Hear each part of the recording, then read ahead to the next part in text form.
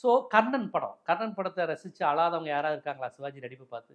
அப்போ இத்தனை சாமி படங்கள், புராண படங்கள், கடவுள் நம்பிக்கை கொண்ட படங்கள் வந்தபோது யாருமே அதை பார்த்து பயப்படலை. ஐயோ மதவாத பூமியாக வந்துருமோன்னு பயப்படல. ஏபி நாகராஜன் படம் எத்தனையோ வந்திருக்கு. ஆனால் ஆர்எஸ்எஸ் பிஜேபி எடுக்கிற ராமர், சிவன், திரிசூலம், காவி எல்லாமே முஸ்லீம்களுக்கு எதிரானது.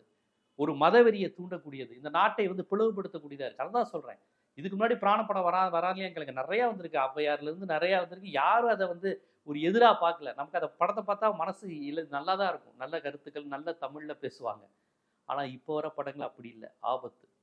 RRRலாம் எடுத்தீங்கன்னா பழங்குடியின சமூகத்தை சேர்ந்தவன ஒரு இந்துத்துவமயமாக்குற ஒரு கான்செப்ட். எல்லாமே ஆர்எஸ்எஸ் அஜெண்டா. தலித்துகளை கையில் உள்ள போடுறது, பழங்குடியினரை உள்ள போடுறது, வனவாசிகளை உள்ள இழுக்கிறது. எல்லாம் இந்து ராஷ்டிரா, அதாவது இந்து கலாச்சாரத்திலேருந்து இல்லாதவங்களை கூட இந்துத்துவமயமாக்குற கல்ச்சரு, ராம ஜென்ம பூமி, இது எல்லாத்தையும் சினிமா மூலமாக அடுத்த தலைமுறை இளைஞர்களுக்கு. ஏன்னா உங்கள் அதாவது பிஜேபி தான் கொள்கையை பரப்புறதை விட சினிமாக்கள் மூலமாக குழந்தைகள்கிட்டையும் அடுத்த தலைமுறைகிட்டையும் தான் கருத்தை பரப்புறாங்க. இந்த படங்கள் உள்ள கிராஃபிக்ஸ் காட்சிகளுக்காக, தொழில்நுட்பத்துக்காக ரசிக்கிற குழந்தைகள் மனசில் அந்த இந்துத்துவ கருத்தும் அப்படியே இறங்கிடும். சினிமாங்கிறது சாதாரண விஷயம் இல்லை. நாடோடி மன்னன் மாதிரி 2 படம் எடு ராமச்சந்திரா, நம்ம திராவிட நாடே பெற்றுலான்னு அண்ணா சொன்னார்.